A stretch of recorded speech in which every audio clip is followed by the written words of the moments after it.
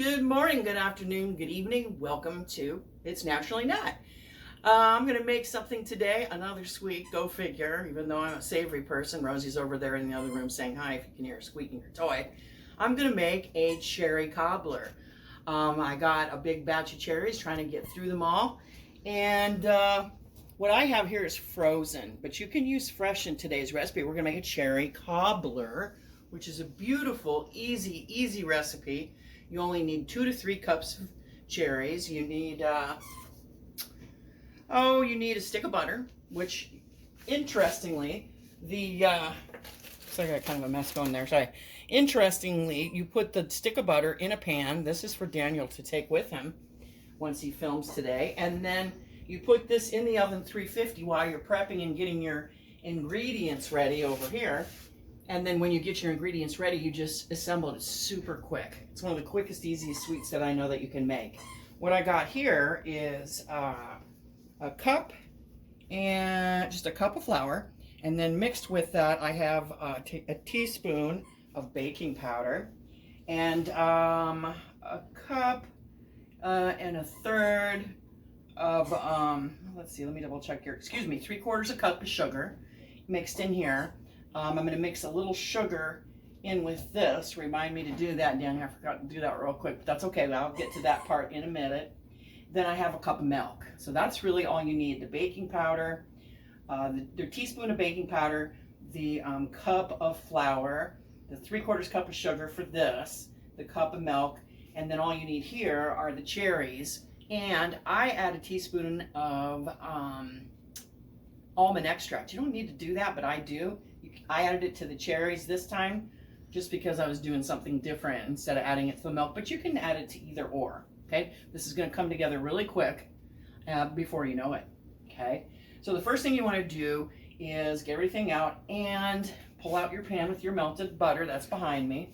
What I'm gonna do now is I'm gonna make the batter, okay? For a cobbler, you always have a batter. So what I'm gonna do is mix this sweet batter up. Don't worry, you'll have a couple lumps, but that's okay.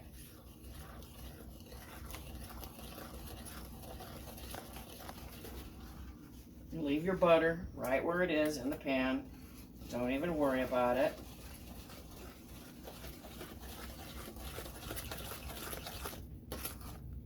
You don't even need to bust out your mixer. How fun is that? I'd say that's good. There's a couple lumps in it. Looks like pancake batter, honestly. This is only 3 ingredients. I'm just gonna lay that there. I might need him again. Then all you're gonna do, and again, I would use my Pyrex, but this is gonna be a to-go for Daniel to take to his family. Make sure that butter's kind of all over the place, just like that, your stick of butter. Then you're gonna go ahead and kind of do what I do, kind of all over the place. There'll be a little butter in the middle, but there'll be a lot of butter in the sides. And that's fine, because what's going to happen is while this bakes, it's going to caramelize the edges here and be oh so ooey gooey and sugary. Okay? Then the next thing we're going to do is you get your cherries out. Whether you add your extract in here or you add it in here, doesn't matter. I put it in here this time just for grins. Then I made sure I really got that teaspoon mixed around really well in it. Sugar in the cherries? Yep. I'm going to take then the remaining, because I used 3/4 a cup of sugar in the batter. You should have 1 cup more of sugar. What I'm going to do, these are already pretty sweet. This is ideally best used with tart cherries. Now these are, I wouldn't say they're tart, and I really wouldn't say they're sweet. They're kind of in between. So I'm not going to use a full cup. I'm only going to use that much. What's that? That's a 1/4 cup, because it's already sweet. I think the first time I made this recipe, I used a full cup, and it was way too sweet.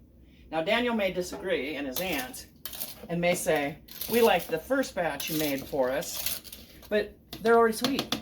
And if they're already kind of somewhat sweet, then the only role that the sugar's doing with the cherries is adding to the caramelization. That's all it's really doing.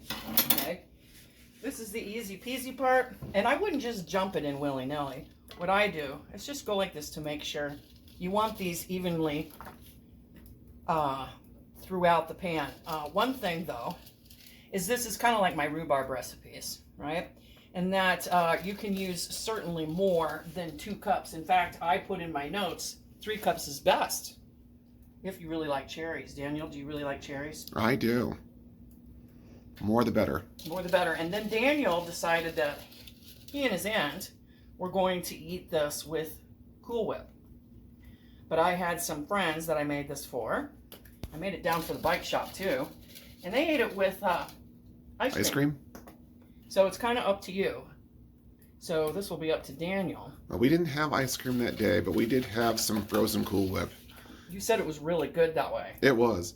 So did you thaw the Cool Whip, or did you use it frozen, like kind of like you would have used ice cream? No, we used it frozen, kind of like we used ice cream. Oh, fun. Yeah. Well, there you go, folks. This pan here is a 9 by 13. The same size as my glass Pyrex.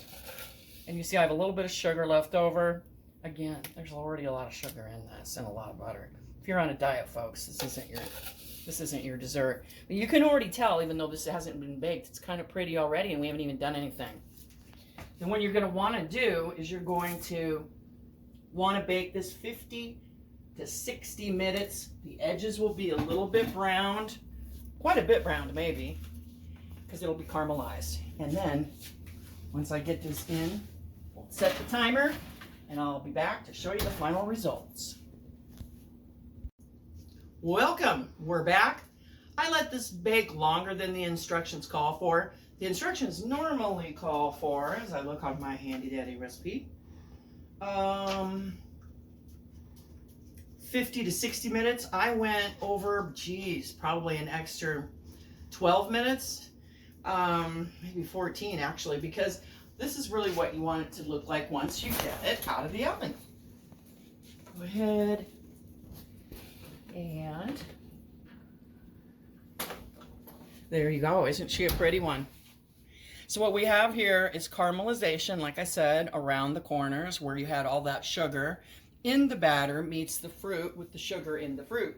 Again, now if you have tart cherries that are really tart, increase that sugar by 1/4 to 1/2 a cup. Remember, I put in 1/4, I think it was, Daniel. That's about right. Those are right. sweet. Also, I was worried when I initially first made this using frozen cherries that it would get watery, because of course you have the ice crystals in the cherries, and that's not an issue. If you want to use frozen cherries, you can use frozen cherries. If you have fresh Bing cherries that you've pitted, I don't think it makes any difference because I never increase the flour, and as you can tell, that is good to go. Enjoy it the best way that you would like to eat it. It'd be good if you're a buttery person, but trust me, you don't need any more butter in here. It's gonna stick in it. You could put a little pat of butter on it when it's warm. Serve it with some soft serve ice cream, or serve it with homemade ice cream would be the best. Or like Daniel said, frozen whipped cream. But what a summer beauty she is. Enjoy it over the summer, or make it in the winter and when you get frozen cherries on sale at your grocery store. At any rate, make it, enjoy it, make cherry cobbler, and I will talk to you. If you have any questions, let me know. Write me an email. I'll shoot you the exact recipe. Otherwise, have a great afternoon, evening, morning, and I'll see you next time.